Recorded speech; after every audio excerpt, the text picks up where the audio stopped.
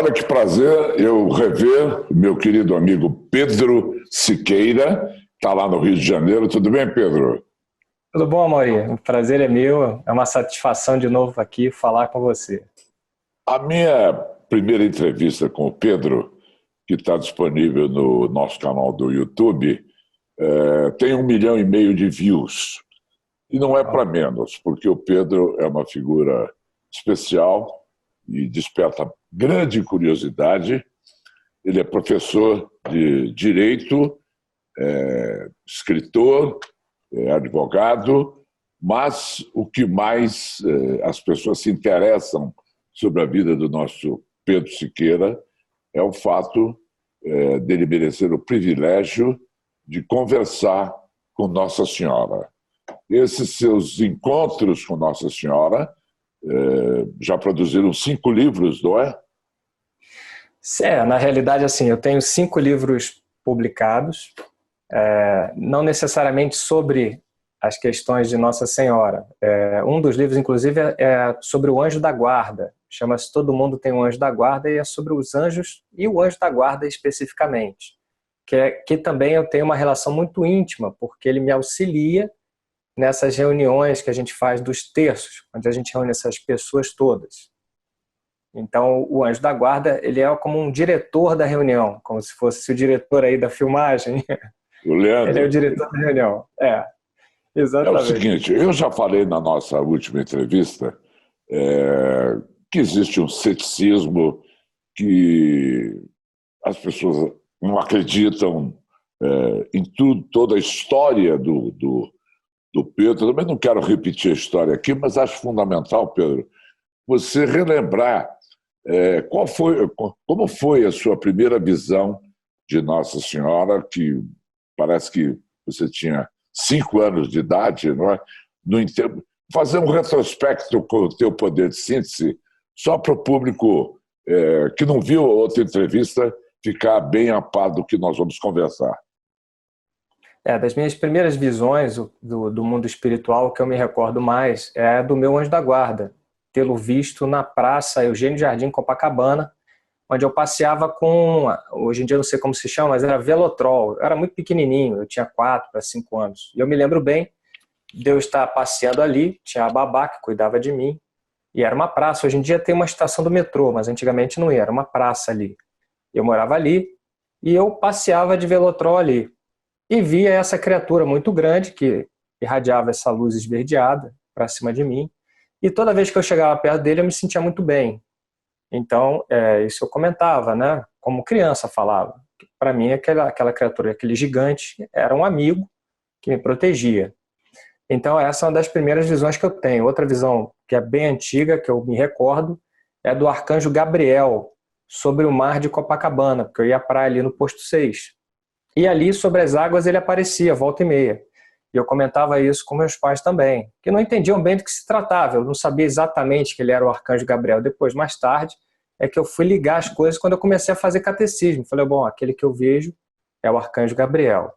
Depois, mais tarde, a primeira visão onde eu pude ver com clareza a Virgem Maria, que eu me recordo, eu já era mais velho, já tinha por volta dos 17 anos. Num retiro para jovens que eu fui fazer no interior de São Paulo, eu me lembro que no intervalo do retiro havia palestras, né? E no intervalo de uma delas de manhã, eu saí para o gramado, né? Estava um dia bonito, estava tranquilo, e o céu muito azul. Quando eu olhei para cima, para o céu, algo me chamou a atenção, uma luminosidade diferente no céu, e aí se abriu essa forma ovalada. E lá dentro dessa forma ovalada, eu vi com clareza a Virgem Maria. Estava ela, os anjos ao redor dela, e os anjos vinham até mim e voltavam, ela permanecia lá, e ela sorriu. Então, por aí, por volta dos 17 anos. Então, essa foi a primeira vez que eu me recordo com clareza, assim, de tê-la visto. E todas as vezes que ela aparece dentro dessa luz ovalada. Por exemplo, se eu estou aqui em casa, e a gente está rezando o terço, ela começa a se formar no teto, se abre como se fosse uma outra dimensão. E lá dentro, como se o tempo e o espaço desaparecessem, eu a vejo com clareza. E é de lá que ela, eventualmente, fala dentro do meu coração. Chama-se locução interior. Eu não a ouço com meus ouvidos. Eu a ouço é como uma voz que ressoa dentro do seu coração, chama-se locução interior. E assim tem sido nesses anos todos. Há reuniões do terço, onde ela quer mandar alguma mensagem, como aconteceu agora no dia 13 de maio de 2020, nós fizemos a reunião, hoje em dia tem que ser online, né? Aqui, live, como se chama aqui no canal. E aí, sim, durante essa reunião, ela quis mandar uma mensagem para as pessoas. E aí ela transfere essa mensagem via meu coração. Ela começa a falar como se ouvisse dentro de mim. E os seus dois primeiros livros relatam exatamente não, os dois primeiros, diálogos. O primeiro livro foi um romance chamado Senhora das Águas, onde, na verdade, é uma história, mas eu faço uma homenagem à Nossa Senhora de Lourdes, por causa do santuário, eu gosto muito. Então, faço um romance que se passa uma parte no Rio de Janeiro, uma parte no Santuário de Lourdes. O segundo livro já é um livro... também é um romance, que eu falo de São Giovanni, falo de Padre Pio, de São Miguel, mas o terceiro chama-se Você Pode Falar com Deus. Aí sim, eu já narro a minha vida. A metade do livro é sobre a minha vida, né? E a outra metade sobre os princípios de oração, aquilo que eu costumo fazer quando eu rezo. Então, sim, nessa primeira metade eu narro isso, narro a experiência com o Santuário de Fátima, né? Quando ela disse que foi a primeira vez que ela se referiu a que eu deveria escrever sobre as minhas experiências espirituais. Ela falou, você deveria, né, documentar isso, escrever sobre as suas experiências espirituais. Mesmo assim, eu levei anos para escrever. Isso aí foi em 2006, mais ou menos, e eu levei até 2011 para escrever, para começar a escrever. Quer dizer, eu não fui muito diligente, não. Mas, e aí esses livros, de livros não ficção eu tenho 3, que é uma trilogia, é Senhora das Águas, Senhora dos Ares e Senhora do Sol, que saiu esse ano, 2019. Senhora do Sol foi o último. E, sem ser ficção, eu tenho Você Pode Falar com Deus, que é esse que tem a minha vida, e o segundo livro chamado Todo Mundo Tem um Anjo da Guarda, onde eu explico sobre os anjos, especialmente sobre o anjo da guarda, sobre a minha relação com o anjo da guarda. O terceiro livro sairia esse ano, mas com a pandemia eu vou adiar para o ano que vem, provavelmente. Agora, Pedro Siqueira, para a gente relembrar também, não é? De toda essa fase de contatos com Nossa Senhora, de tudo aquilo que ela acabou lhe falando, quais foram as coisas mais relevantes, só para a gente relembrar essa sua fase, quando você ficou assustado a princípio? Não, eu me lembro assim, eu me lembro de ter ficado assustado quando me aparecia algum tipo de criatura maligna, quando eu era pequeno, né, como criança. Já quando eu era adolescente, aí já não tinha mais nenhum tipo de estranheza com as questões espirituais e também não tinha medo mais dessas criaturas malignas, né, de espíritos maus, essas coisas, já não tinha mais nenhum medo. E aí você se acostuma, né? É um mundo tão real para você e que está sempre presente que você faz parte dele, acabou. E qual é a essência das mensagens dela? Sim, a mensagem dela, a essência da mensagem dela é: retorne para Deus, faça amizade com Deus, tenha Deus presente na sua vida diariamente. Trate Deus como seu pai, um pai amado, um pai que te ama, que te educa, mas que também te dá boas coisas. Tenha intimidade com Deus. Essa é a mensagem, basicamente. Através de orações. Através de orações, através dos seus pensamentos, através de bons atos, né? Coisas que você faz para a humanidade, você faz para Deus, né? Você falou, Pedro, você falou na outra entrevista que Deus permite que certas coisas aconteçam num determinados momentos para que os homens aprendam, para que os homens se enriqueçam e aprendam com determinadas lições. O coronavírus seria um desses alertas de Deus? Sim, veja só, Deus ele é um pai de amor, mas ele é um pai educador, aquele que sabe educar com perfeição os seus filhos. Senão não seria bom pai, né? O pai que não sabe educar seus filhos não é um bom pai. Ele tem que saber amar, saber educar.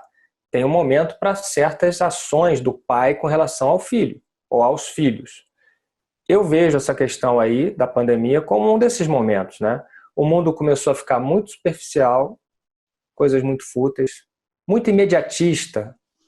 muito imediatista, muito centrado digamos assim, na imagem, uma imagem superficial, valores que não são exatamente valores profundos, etc. Então Deus corrige esse passo da humanidade. Como ele vai corrigir isso? Eu acho que ele fez de uma forma muito suave. Poderia ter sido muito pior que isso. Mas o que ele faz?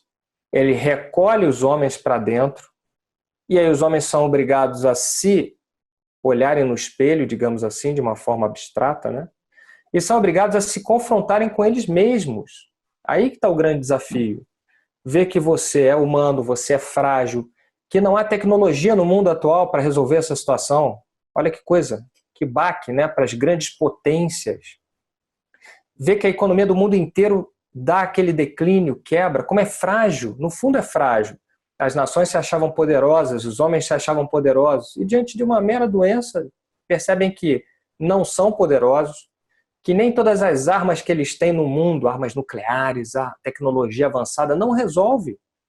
Então, eles são obrigados a se voltar para dentro de si, para investigar os seus sentimentos, seus pensamentos, verificar suas ações.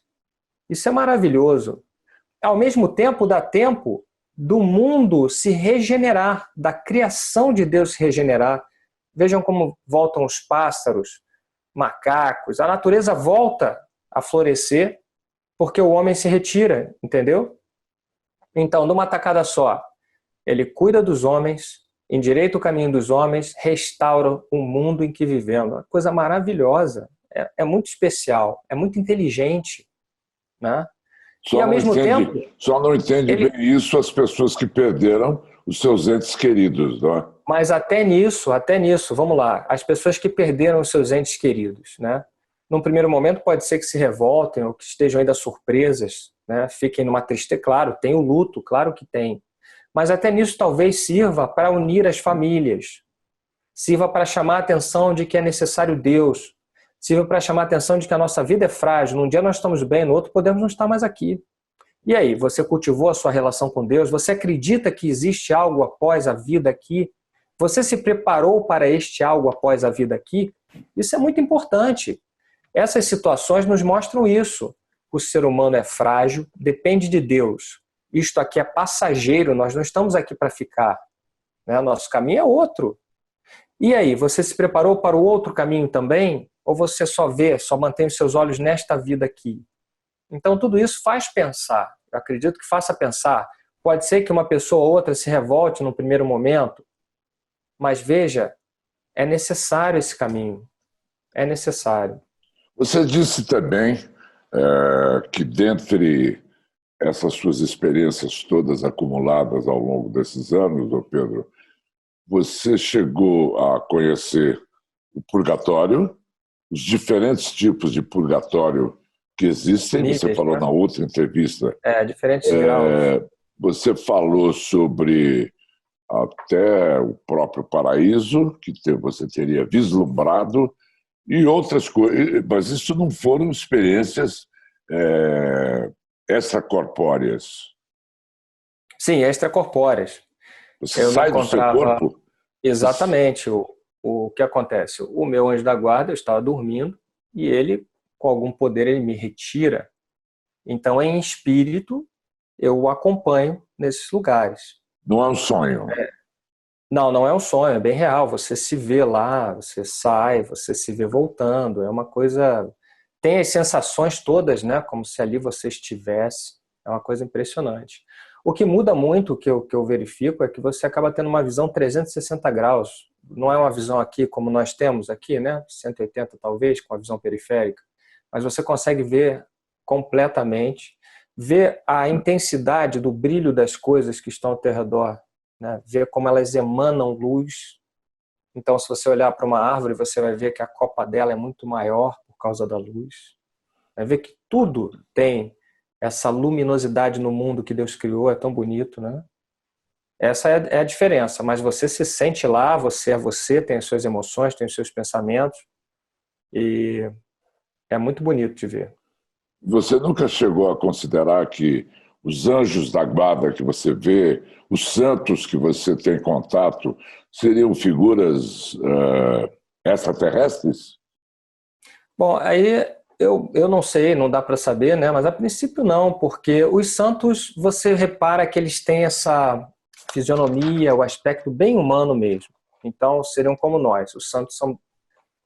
eventualmente eu posso olhar para aquele sujeito, não saber exatamente quem ele se apresenta, é como se eu visse outro homem, né? Ou outra mulher. Então, não causa nenhuma estranheza.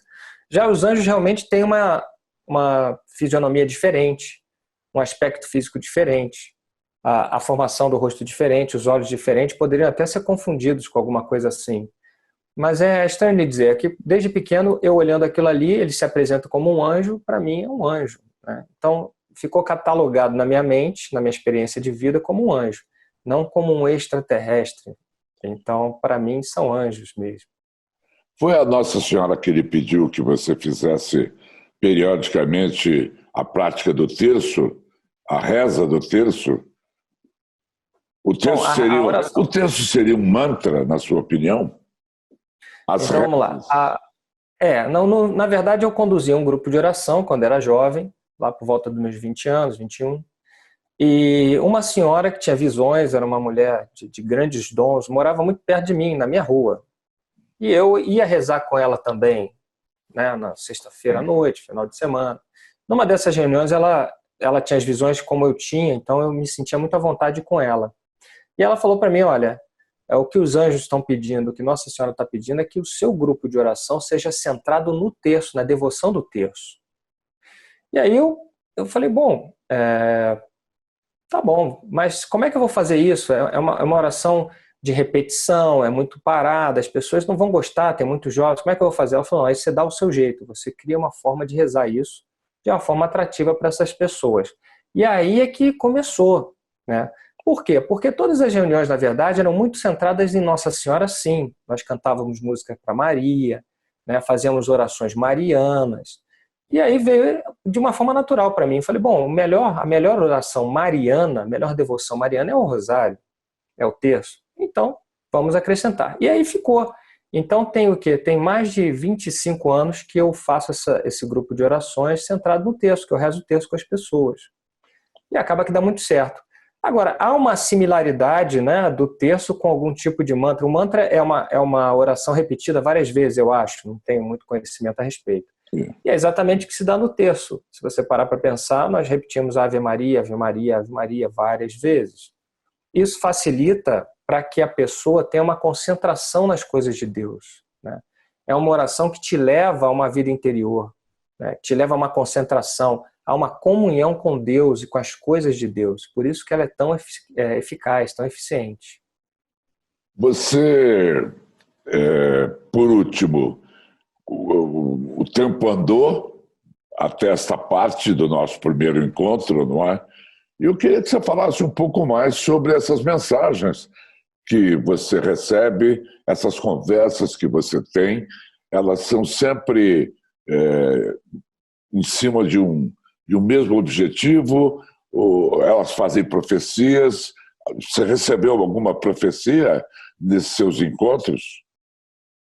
Na realidade, existem mensagens que são pessoais, né? Que, por exemplo, do último rosário apareceu Santo Antônio falou para os devotos dele, e aí ele dá nome das pessoas, isso tudo está gravado aí no meu canal do YouTube, quem tiver curiosidade para ver como é o texto, estão todos eles gravados. E tem as mensagens lá. Então, como funciona? Podem ser mensagens pessoais para as pessoas que estejam rezando ali, e aí eu dou o nome, dou o sobrenome da pessoa, explico a situação, e, claro, se faz uma espécie de profecia para aquela pessoa, você diz relativa ao futuro, né? Então, tem isso. Como também tem mensagens que são gerais para as pessoas todas, para a humanidade, como foi no caso do dia 13 de maio, mas essa não foi dada nem pelo meu anjo, nem por algum santo. Essas, que são mais gerais, são dadas pela Virgem Maria mesmo, por Nossa Senhora, através de locução interior.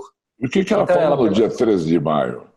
ela disse exatamente isso, que a humanidade precisava ter confiança em Deus, que a humanidade precisava de fé, que a humanidade precisava retornar a Deus. As coisas estavam muito mundanas, muito materiais, que era um tempo de suspensão do curso das coisas, é um tempo de regeneração do mundo, É um tempo de se examinar seus pensamentos, seus sentimentos, para você progredir. É um tempo de novos céus e novas terras. Quando isso acabar, nós teremos um mundo renovado. O mundo não será igual ao que era, pode ter certeza disso. Mas é um período que a humanidade precisa retornar à espiritualidade, ter uma vida espiritual, para que Deus não repita esse tipo de coisa no futuro. Porque se as coisas não melhorarem, voltará outra situação como essa. Pode ser uma situação até mais grave.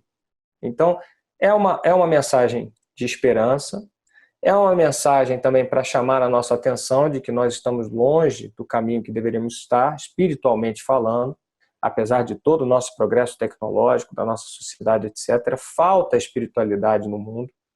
Então, é um chamado de volta à espiritualidade.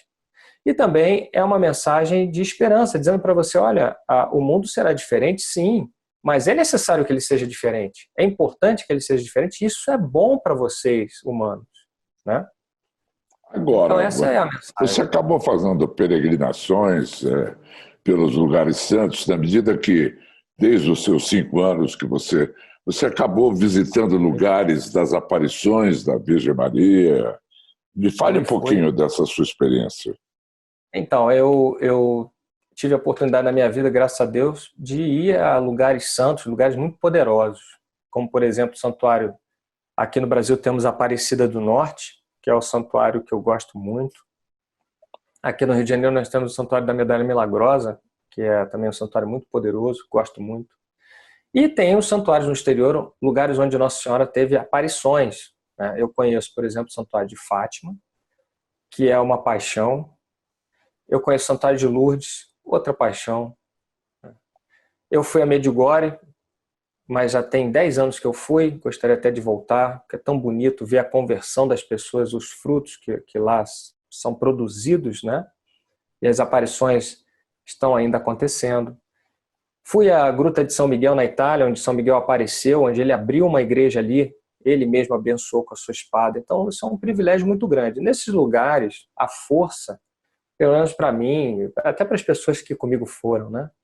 É uma força palpável. Você sente que é diferente. Você se sente num lugar diferente, próximo a Deus, num lugar como se fosse o céu. Então é uma experiência maravilhosa, vale a pena. Ser peregrino vale a pena. É um momento de reflexão, é um momento de oração. Então, na verdade, é um retiro espiritual, no fundo. Quando você é peregrino e vai a um lugar desse, vai com a intenção realmente de se aprofundar na fé, de rezar, você acaba fazendo um retiro espiritual, curando seu coração, curando a sua mente, voltando outra pessoa. Então, se as pessoas têm oportunidade, vale a pena. O seu terço é mensal? Não, agora com essa pandemia nós estamos fazendo alguns terços, porque o que acontece?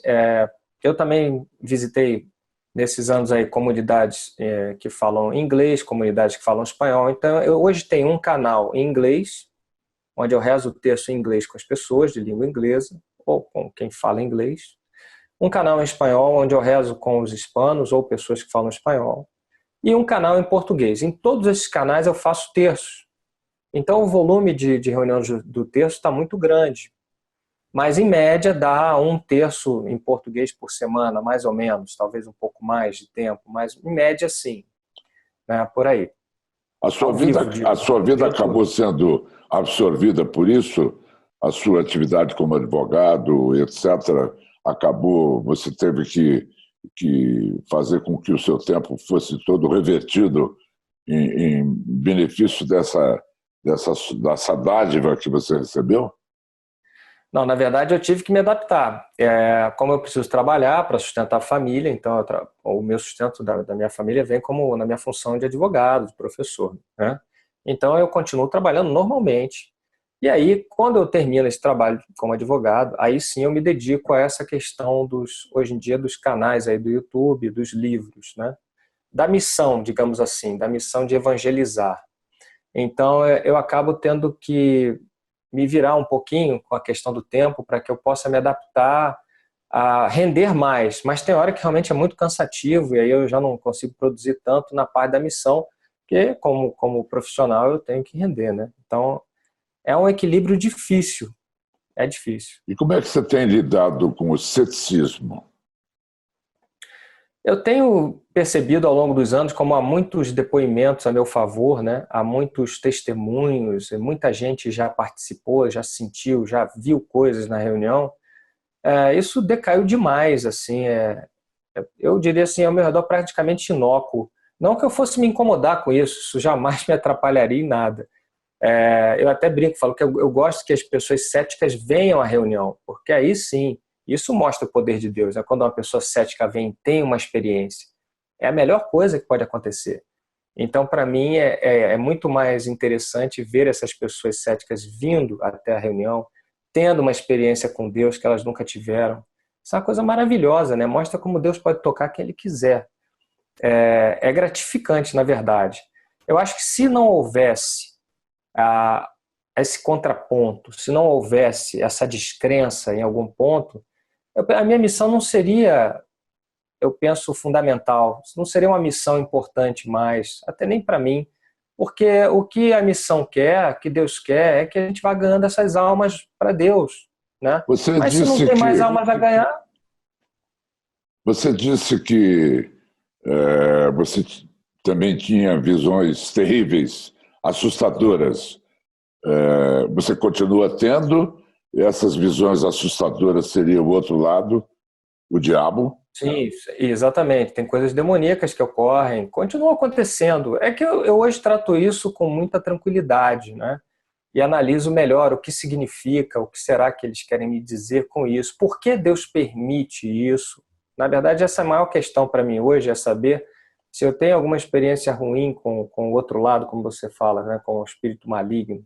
Por Por que exemplo, Deus dê um permitiu, né? exemplo para a gente, Pedro. Teve essa que eu narrei no meu livro, que foi uma das piores, né? Porque meu corpo ficou paralisado, como se ele tivesse me feito uma estátua ali. Eu raciocinava, eu ouvia, eu via, e era muito, muito estranho, porque eu via de olhos fechados, eu conseguia ver a amplitude toda do quarto, e aquela criatura me ameaçando ali, uma criatura bastante imponente, né? Com uma voz de trovão. Aquilo ali foi uma das piores experiências que eu tive com uma criatura demoníaca. E era muito impressionante pelo poder da criatura. Até hoje eu não entendo bem o que Deus quis com aquilo, né? Permitir que uma criatura daquela pudesse dominar de tal forma o ambiente, a ponto de como se tivesse me amarrado mesmo, né? Ficar preso ali, deitado e de cara com aquela criatura horrível. Então eu não tenho certeza o que Deus quis. Mas isso é viável, sim. Pode acontecer. Uma criatura dessa pode até te causar algum tipo de dano físico mesmo, pode te atingir, né? Ou com um golpe ou com alguma coisa, e você ficar marcado, pode acontecer também. E É a muito comum. oração é o antídoto contra isso? A oração deve ser permanente, e aí vale nessa hora a tua intimidade com o teu anjo da guarda, ou com São Miguel Arcanjo também, que é o protetor, né, da milícia Quem é o celeste. seu anjo da guarda? O anjo da guarda é um arcanjo que se veste todo de verde, que tem assim os cabelos de luz verde, e é o nosso diretor aqui do grupo de orações, como eu falo, né? Está sempre presente. Ele vai e vem, né? Ele não está sempre presente assim ao meu lado.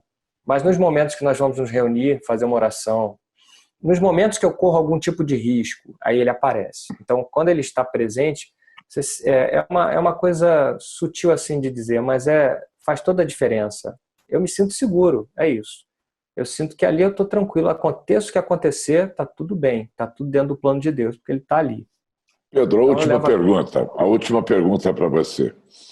Porque na nossa primeira entrevista você descreve como é o purgatório, é, como é até o inferno. Não me lembro se você também teve a Ou pelo menos algum oportunidade. purgatório bem baixo, né? Alguma Eu coisa queria. bem. Você teve outras voltas aos purgatórios? Você mesmo que disse que são diferentes. Isso, são diferentes. Não necessariamente de eu sair e ir lá, né, em espírito não tive mais, desde aquela. Só foi aquela Não, vez. não tive. Tive algumas visões, assim, como se passasse na minha frente um filme de lá, de determinadas áreas, mas não é a mesma coisa, porque aí eu não sinto entre aspas, na pele, né, o que está se passando ali com aquelas pessoas e o que está se passando naquele lugar. Mas já aconteceu estávamos rezando o terço, e eu ter visões de pessoas, parentes daquelas pessoas que estavam ali, de ter identificado onde elas estavam no purgatório e o que elas estavam passando, para que a gente pudesse rezar por elas. Então é diferente, é como se abrisse uma tela, né, uma tela de LED, vai lá, digamos assim, como tem no cinema, e aí eu visse ali e identificasse, ó, gente, a gente tem que rezar por fulano, fulano, fulano, parentes das pessoas. Isso já aconteceu. Tá muito Mas bem, estar Pedro. lá nunca mais aconteceu. Porque aí depende do meu anjo da guarda querer me levar lá, ou Deus ter algum propósito. Eu não saberia nem chegar. Não sei o caminho. Tem algum novo livro que vem aí? Tem Você um falou, livro né? sobre isso, vai ter um livro aí. O livro, na verdade, vai tratar sobre as peregrinações, sobre os fenômenos místicos que ocorreram nessas peregrinações, sobre as minhas experiências nesses lugares de poder, vai falar novamente sobre os anjos, né? Sobre a Virgem Maria, tem que falar sempre sobre eles, Jesus, experiências que eu tive nesses anos aí de peregrino. Então é um livro voltado às viagens místicas, digamos assim, né? Viagens que eu fiz como peregrino, onde ocorreram fatos místicos comigo e com outras pessoas, né, que me deram depoimento. Isso é bonito também. Qual é o Porque fato mostra que não é mais, porque... mais impressionante que você coleciona nessa sua vida toda? Um fato místico, um fato Olha, eu vi coisas muito significativo? bonitas, né? Eu vi algumas experiências muito bonitas assim aqui que transformam o mundo ao nosso redor. Eu gostei muito de uma vez que eu vi em 1999 um Milagre do Sol. Eu estava em Medjugorje numa missa campal, 18 horas da tarde, era verão, ainda estava claro. E o sol começou a se pôr perto da montanha e ele parou. Então, em um dado momento durante a missa, aquele sol parou, chamou a atenção das pessoas porque ele vinha descendo e parou. Quando ele parou, ele perdeu o brilho dele completamente. Ele virou uma bola iluminada. Você podia olhar para ele com muita facilidade. E ele virou um coração no meio do céu. E as pessoas começaram a ficar muito agitadas. Devia ter o quê? Umas 1.000 e poucas pessoas, 1.500 pessoas ali naquela missa campal. Algumas com muito medo, ficaram com medo mesmo daquilo, acharam que era o fim do mundo ou qualquer coisa. E o mais bonito é que ele começou a pulsar e dava para ouvir. As pessoas ouviam. E tinha umas mulheres ao meu redor que ficaram histéricas. Eu estou ouvindo. E choravam, umas com medo. E aquilo foi muito bonito, porque ele virou esse coração e ficou pulsando um tempo. E depois ele acendeu e desceu. E ele mudou de cor também durante essa pulsação. Então esse foi um dos fenômenos mais bonitos, assim, visualmente, que eu pude participar, pude sentir. E o mais bonito é que consegui ouvir o batido do coração, né? Como se fosse o coração de Deus ali. Aquilo me impressionou, porque nunca mais eu tive uma experiência onde eu pudesse ver o coração no sol e ouvir o batido. Já tive outro tipo de experiência com o sol, várias outras, aliás. E as pessoas que viajaram comigo em peregrinação também tiveram e contam os relatos, são muito bonitas. Mas essa do coração bater e eu ouvir o coração pulsar, a única vez foi ali. E eu nunca mais esqueci daquilo, né? Que foi tão bonito dizer assim, como Deus te ama. Ouve o coração dele como ele bate por você. Por mim não, por todos que estavam ali, por toda a humanidade. E o silêncio, parecia que a cidade tinha parado. Só dava para ouvir. Você não ouvia mais os pássaros, nada. Ficou tudo em silêncio. E você ouviu o Aonde foi coração. isso? Medjugorje, na Bósnia-Herzegovina. Isso.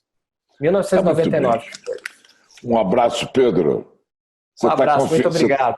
Você não está confinado, tá? Estou confinado, trabalhando de casa, home office. E os terços são online? São aqui nesse mesmo lugar que você está vendo aqui. Ah, é? É igualzinho assim, online, com muita gente, graças a Deus, dá uma média aí de 15 mil pessoas no terço em português, que é uma grande satisfação saber que tem 15 mil pessoas rezando com você, é muita força, né? Isso é uma grande alegria. Que bom que você continua pregando o bem. Muito obrigado e até a próxima, Pedro. Obrigado, querido. Amém. Obrigado, Deus abençoe, um abraço.